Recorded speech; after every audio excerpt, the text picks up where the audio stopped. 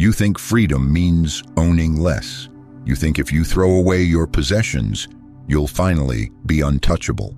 But the truth is, you can empty your closet, you can sell your car, you can live in a room with nothing but sunlight and still be owned. Because there is a chain you can't see. It doesn't hang around your neck. It lives in your promises, your contracts, your quiet fears. It wears different names now: mortgage, credit, subscription, but its purpose hasn't changed. It doesn't need bars or guards. It just needs your signature. Debt doesn't look like prison, but it works the same way. It turns freedom into obedience. And today, we'll uncover how that happens and how to break it before it breaks you. In the last video, we met Diogenes, the man who owned nothing, feared nothing, and lived inside a barrel. When Alexander the Great offered him anything he desired, Diogenes simply said, "Move, you're blocking my sunlight." He didn't need wealth. He didn't need status. His strength came from needing less than anyone could take away. That's why he could stand before the most powerful man on earth and remain completely free. But you and I, we don't live in ancient Greece. We live in a world built on obligations. Even when you try to simplify, the chains remain. You still owe something, to the bank, to the job, to the system that promises comfort in exchange for your obedience. You might declutter your home, cut expenses, meditate, move to a smaller city, and yet still feel trapped. Because the prison of the modern man isn't clutter. It's the quiet voice that whispers, "You still owe." So before we can talk about freedom, we need to understand the architecture of debt. What is it really? Is it just a financial tool? Or is it something far older, deeper, woven into how we see ourselves, how we measure worth, how we define morality? Today, we'll trace that story, from the first debts recorded before money existed, to the way modern systems use it to govern your life and your mind. Because to be free, you have to see the chain before you can break it. Mark is 38. He wakes before sunrise and checks his phone. Unread emails, calendar alerts, a mortgage app with a balance that never feels small enough. The first message is from his boss. The second is from his bank. Both remind him in different languages of what he owes. He did what he was told to do. Study hard, find a stable job, marry, buy a home, have children, build a life that looks like progress on a timeline. Everyone around him nods with approval. His parents are proud. His friends admire the house. Even strangers assume he made sensible choices.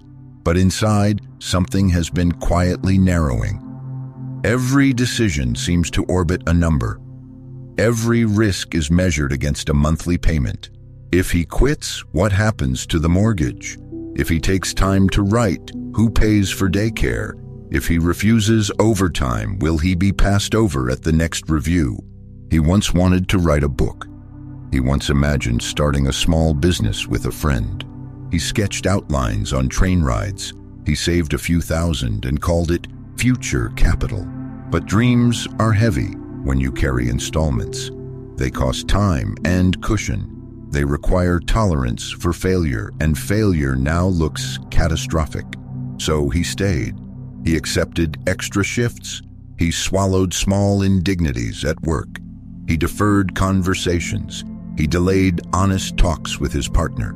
Month after month, he paid not only bills, but a tax in decision-making. He paid in quiet concessions.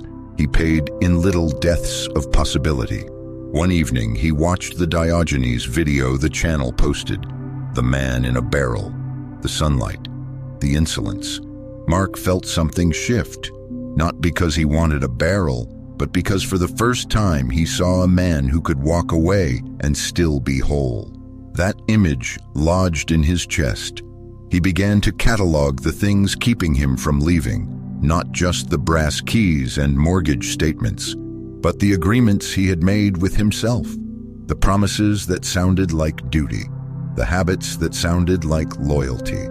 His fear was not of poverty. It was of loss of standing, of shame, of being the one who could not provide. He realized the chain was not metal. It was language. It was the sentence, "I owe." And once that sentence was spoken, he began to act accordingly. Mark's story is not a failure of will. It is a product of design. It is how systems turn responsibility into restraint.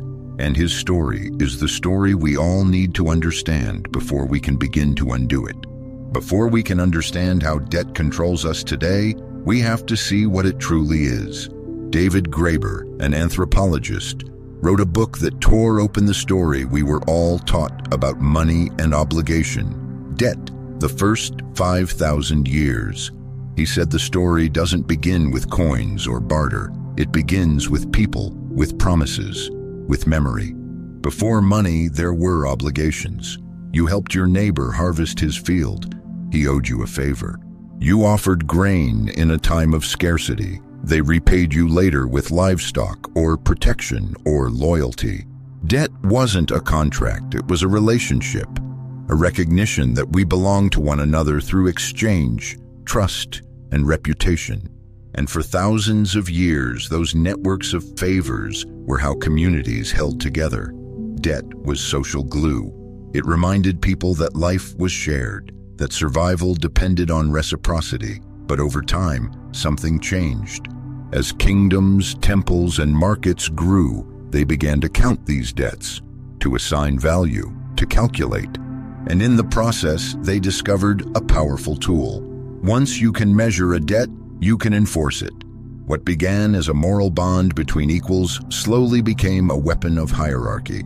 Priests, kings, and later bankers, they could now write down what people owed, demand repayment with interest, and punish those who couldn't pay.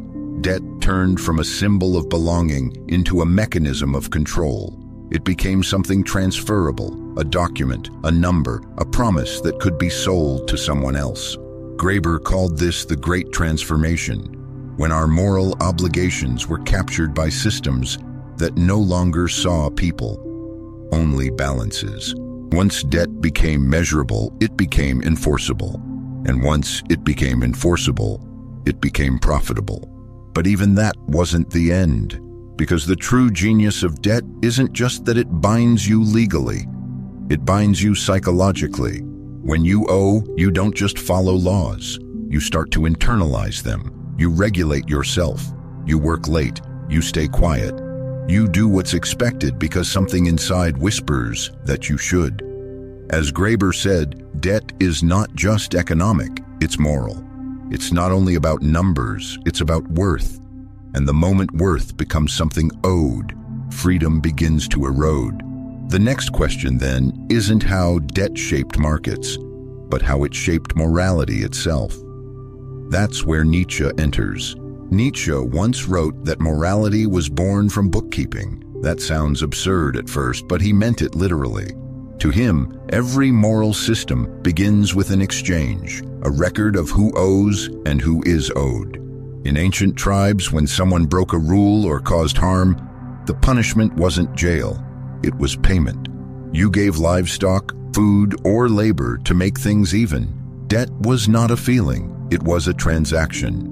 And once you paid, the slate was clean. There was no residue of shame, only balance restored. But something changed. Over time, that external exchange, "I owe you a goat," began to move inward. The community stopped counting animals and started counting sins.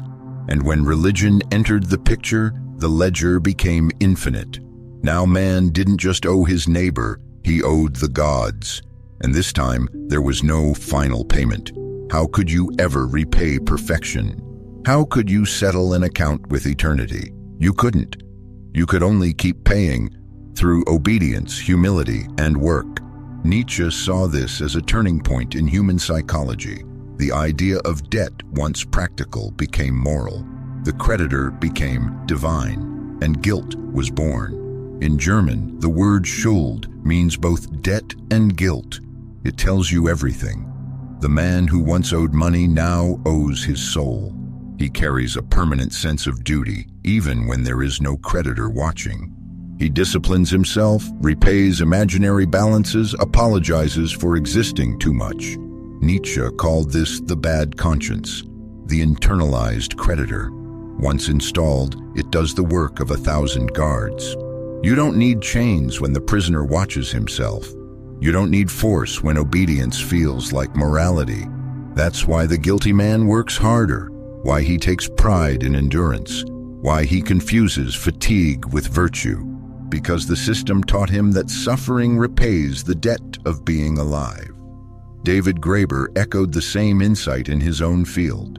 He said economic debt and moral debt share the same root. Both define a person's worth by what they owe.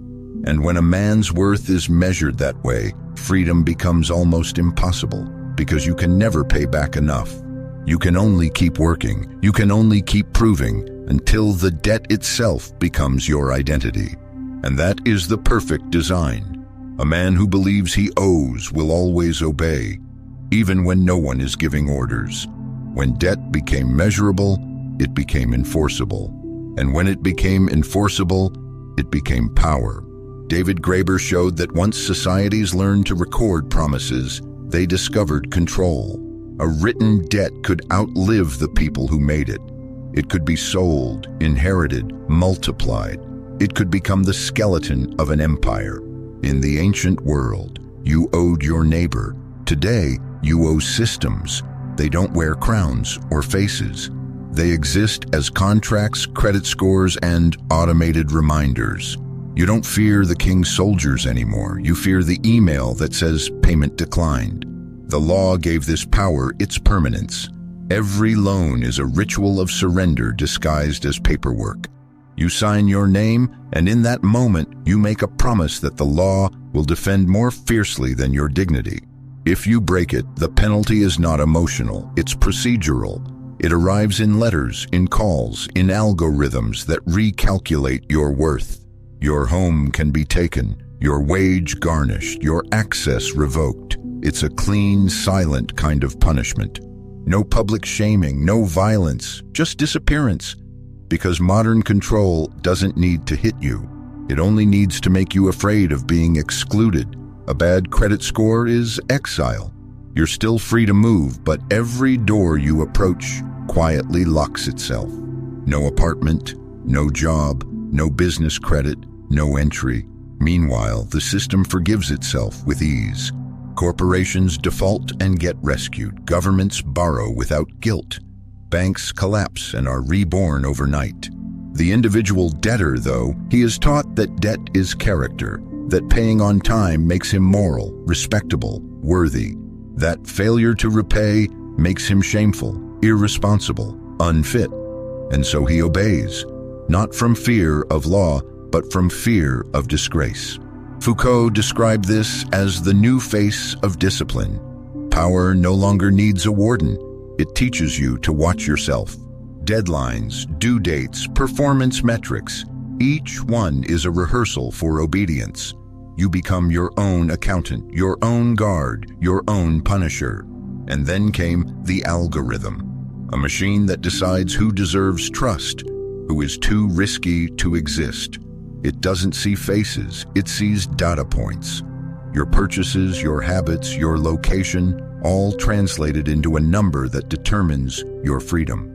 If you fit the profile, the gate opens. If not, you vanish from the grid, unseen, unapproved, unworthy of credit. We call this efficiency. We call it fairness. But it's obedience dressed as optimization. You no longer live under surveillance. You perform for it. You shape your life around what the system rewards. You become predictable. You become safe. And safety in the modern world is the new submission. The old empire ruled with armies. The new one rules with interest rates. It doesn't command you to kneel. It simply offers comfort, convenience, access, and makes you pay for them forever, because that is the perfection of control. No chains, no guards, only contracts, only passwords, only the endless whisper that keeps you working. You are free to do anything as long as you keep paying. You don't have to read philosophy to understand how debt rules your life. You just have to live in the modern world. Everywhere you look, it hides behind different names. Student loans, mortgages, credit cards, subscriptions. Buy now, pay later. Each one promises convenience, progress, a better life. Each one builds a quieter kind of cage. Student loans. It begins early. You borrow to learn because education is sold as the path to freedom. You're told it's an investment in yourself, but what it really buys is dependence. You graduate not into freedom, but into decades of repayment. You measure every dream against the size of your loan. Should you take the low-paying job that excites you or the one that pays enough to keep you afloat? Most people choose survival. They postpone risk. They postpone life. And then the postponement becomes a habit. The mortgage. A home is supposed to mean stability, a safe place, but in reality, the house often owns the man. You pick your job, your city, your friends based on what you can afford to keep paying. You stay in positions you hate because the bank is counting on you to behave. You tell yourself it's responsibility. But sometimes it's fear.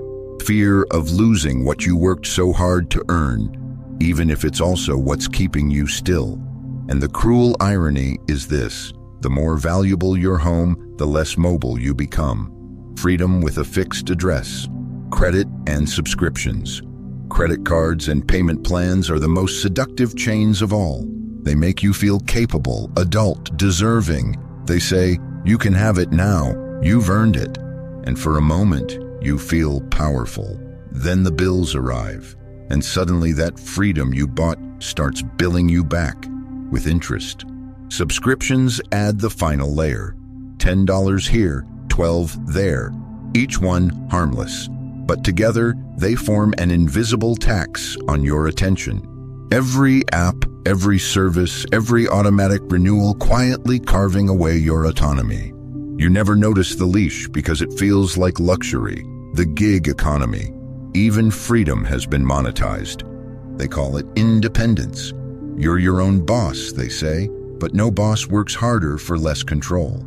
The gig worker is trapped between flexibility and instability, always available, always replaceable, always one bad week away from debt. When survival depends on ratings, not relationships, obedience becomes second nature. You don't argue, you perform. And the algorithm watches silently, rewarding your compliance. Each of these examples looks harmless on its own. A student loan, a mortgage, a few subscriptions, it all sounds like ordinary life. But add them together and you have a perfect ecosystem of soft control. One that keeps you working, buying, upgrading, maintaining. A system that never has to tell you what to do because your debts already do the talking. This is the brilliance of the modern design. It doesn't need force or fear. It only needs your consent, your routine, your quiet acceptance. And that's how it wins, by making you call the cage your comfort. Debt doesn't just live in your wallet, it lives in your head. It becomes the voice that narrates your life, the invisible script that tells you who you are and what you can't do. When you carry debt, something subtle happens. You stop thinking like a person. You start thinking like a debtor. Every thought bends around the same axis, I owe. You measure your days by bills, your options by limits, your value by numbers. You become fluent in the language of postponement. I'll take that trip later. I'll rest when I've paid this off. I'll be free once I'm done. But the finish line keeps moving. Debt trains you to postpone not just payments, but life. You become careful, polite, risk-averse. You stop asking what you want and start asking what's safe. Desire turns into calculation. Imagination turns into maintenance. And slowly, your identity collapses into a single function: repayment. Then comes shame. It doesn't scream. It hums quietly beneath every decision. You feel it when you check your balance, when you decline a dinner invitation, when you pretend everything's fine. You hide it from friends, from family, even from yourself. Because in a culture that worships success, debt feels like moral failure. You don't want pity, you want redemption. So you work harder, you comply faster, you overperform, and the world applauds you for it. Nietzsche would call this the bad conscience, the internal creditor. You no longer need anyone to punish you. You punish yourself. You stay late at the office. You say yes to every request. You earn less rest than you deserve. You mistake exhaustion for responsibility, and the system rewards you with titles like reliable, respectable, a man who provides. Each one sounds noble, but each one keeps you small. David Graeber saw this same pattern in economics. Debt always builds hierarchy, and hierarchy always builds obedience. When you owe, you serve. Not because you're weak, but because the system has convinced you that repayment is righteousness, that duty is dignity, that saying no makes you ungrateful. Mark felt it most clearly when he looked at his son. He wasn't afraid of losing the house. He was afraid of losing his worth. Because somewhere along the way, he confused being reliable with being alive. And that's the tragedy of the indebted man. He doesn't need chains on his hands. He builds them in his mind, link by link, payment by payment, until obedience feels like virtue and freedom feels like a mistake. Freedom isn't about owning nothing. It's about owing nothing. And that begins with reclaiming control, one clear, deliberate step at a time. This is not a fantasy. It's a process. 7 steps. Each one simple, but each one cuts a link from the chain. Step 1. The 14-day audit. Before you fight a monster, you must see it. For the next 2 weeks, track every single payment. Loans, subscriptions, auto-renews, even that small free trial you forgot to cancel. Don't judge, just write. By day 14, you'll see a map of your invisible chains. Awareness is the first currency of freedom. Step 2. Build the runway that feels like drowning because you have no oxygen, no space to breathe. Your first mission is a 3 to 6 month emergency fund. Not a luxury, a lifeline. Cut noise, unused services, fancy coffees, idle memberships. Every dollar here buys you time, and time is freedom's fuel. Step 3. Attack high-interest debt first. There are 2 paths: snowball, small wins first, and avalanche, highest interest first. Use both. Kill the expensive debts to stop bleeding, then collect small wins to stay motivated. Every cleared balance isn't just money freed, it's mental bandwidth returned. Step 4. Reduce obligations deliberately. Simplicity isn't minimalism, it's strategy. Renegotiate bills, sell what doesn't serve you. Move to where your cost of living doesn't own you. Every commitment you shed creates leverage, the power to say no. Step 5. Protect income and time. Build what I call the income firewall. Diversify small streams. Freelance, skill-based projects, side work, not for greed, for resilience. Because when your only paycheck vanishes, the system has leverage. When you have multiple flows, you have options. And options are a man's quiet rebellion. Step 6. Reclaim identity debt. Rewires your self-talk. Undo it. Write daily, not numbers, but values. What do you owe yourself? What do you want before they told you what you should want? Practice solitude, not isolation. Even 10 minutes alone with your mind every day begins to reprogram obedience into authorship. Step 7. Use leverage intentionally. Leverage isn't evil, it's neutral.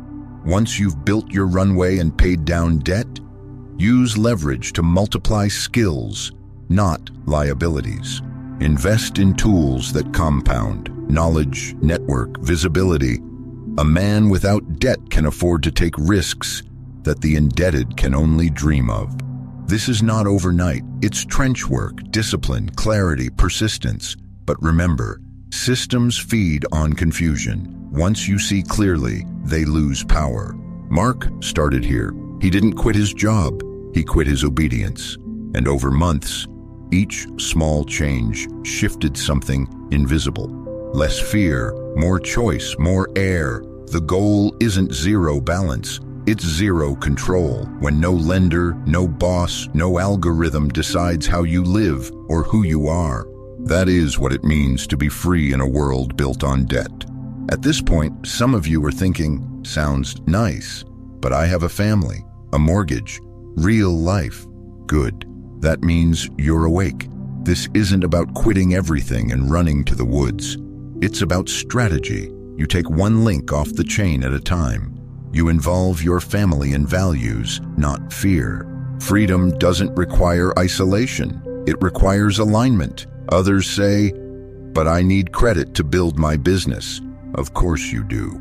Debt used with purpose builds capacity.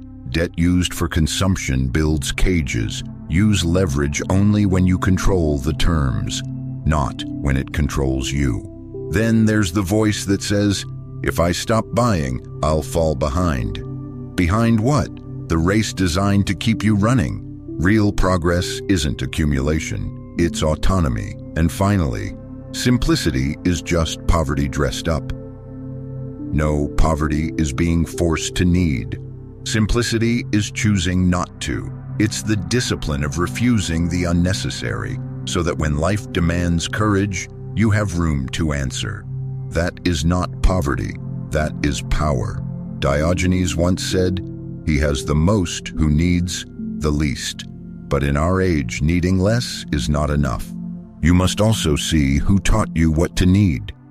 Debt was never just about money, it was about obedience. It turned freedom into duty. It made guilt look like morality and exhaustion feel like honor. And the longer you play by its rules, the more you forget you ever had a choice. But you do. Freedom isn't a miracle, it's a practice of clarity, of refusal, of remembering who owns your time. Every payment you cancel, every hour you reclaim, every boundary you draw, that's a small act of rebellion. That's how men rebuild power in a world built to drain it. So here's your challenge. For the next 7 days, do a debt audit.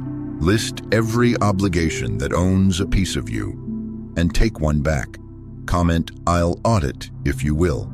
Because real freedom doesn't begin when you have nothing left to pay. It begins when you finally understand. You were never meant to live your life in someone else's ledger.